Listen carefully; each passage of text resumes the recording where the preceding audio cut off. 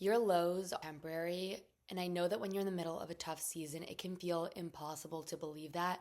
But by the end of this episode, I want you to leave with new tools to move through your funk, and even more importantly, trust that good things are around the corner because your future self is counting on you for this. So I'm going to be sharing 4 steps to move through the lows and come out stronger.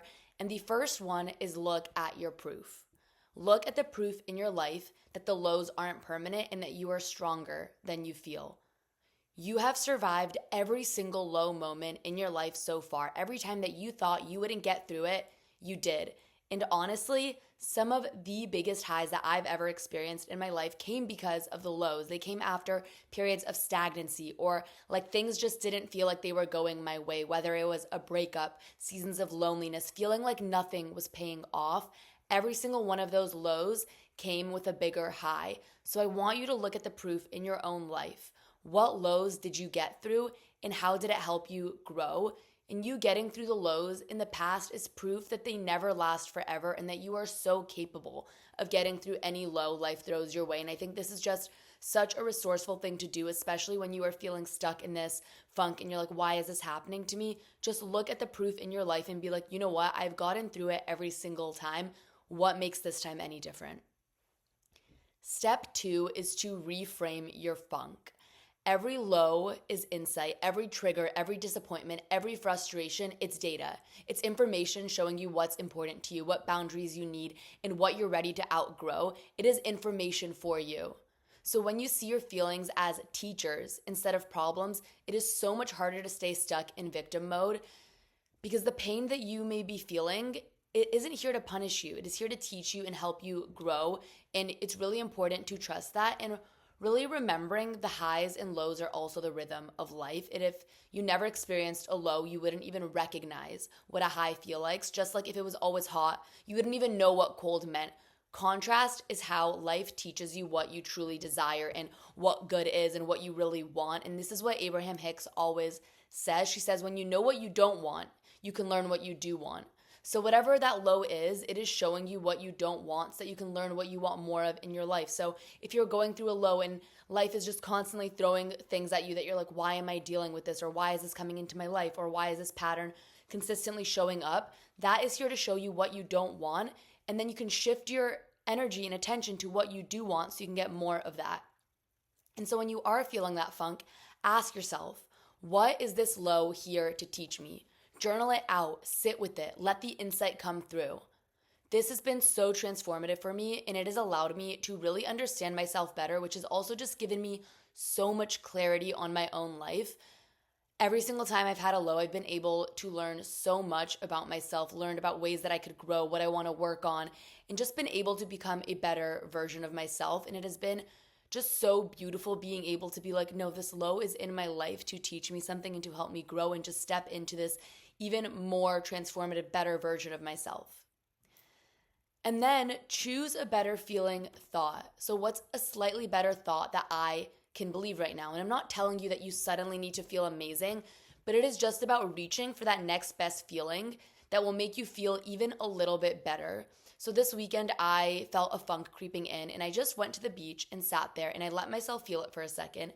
And then I asked myself, what is a better feeling thought that I could feel?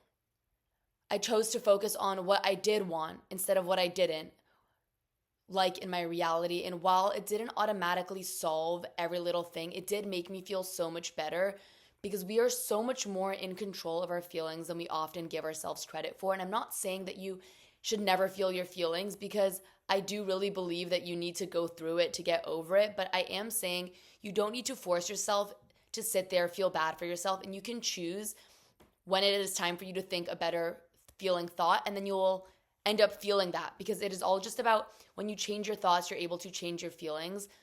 And when you choose to think those better thoughts and choose to focus on what you do want, you are also basically opening up your eyes to the beauty that is already in your life and things that are waiting for you. Like the same way, if you think about a yellow car and you're like, I want a yellow car, and that car starts showing up everywhere for you. That is the same way that if you choose to focus on what you do want in your life, what experiences you want to have, what feelings you want to have, those feelings, those thoughts, those things will start showing up in your life more. And then step 4 is to visualize with faith. So, how would it feel if you knew your desires were already on their way to you and that this low was just preparing you for them? It is never a question of if it is happening, it is only a matter of when. And I know it can be so frustrating to be like, why isn't this happening for me yet? Why am I going through this low? But what if this low is exactly what you need to get where you are going? Even the setbacks, even the lows are all leading you exactly where you are meant to be. So while I understand it can be hard to remember that when you're in a current low, I want to encourage you to visualize that big, beautiful high that is right around the corner for you, because God, the universe, the creator, they wouldn't give you anything you couldn't handle. And then if you still don't feel 100% yet, taking small aligned actions towards what you do want, like doing something kind for yourself, following a nudge, or showing up with love for your future self, it builds momentum, and you don't have to wait to feel perfect before you start moving forward. The movement itself helps you rise. Action helps you feel stronger and starts pulling you out of the low. It closes the gap between feeling stuck and coming out stronger. And so remember that you are so capable of just deciding to choose a different thought and then visualizing what that thought would be, what it will look like if you had that in your life, and then start taking action towards that. You are so capable of just taking that action and taking that first step. And really remember that the low doesn't define you. Your decision to keep going through it does.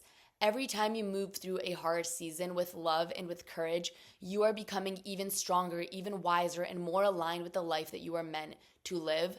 Your breakdowns are always room for your breakthroughs, and you truly have no idea what is waiting for you around the corner. Your low isn't forever, your funk isn't forever, and when you trust that every part of your journey, even the messy ones, is sculpting you into what you are meant to be, the lows feel less scary, and it's just such a reminder that they are not meant to last forever. Like you will keep going, and life will keep going, and things will get better. You are doing so much better than you think. I am sending you so much love and light. If you enjoyed this episode, please feel free to leave a 5-star review, as it really helps me grow the pod, and we will chat in the next episode.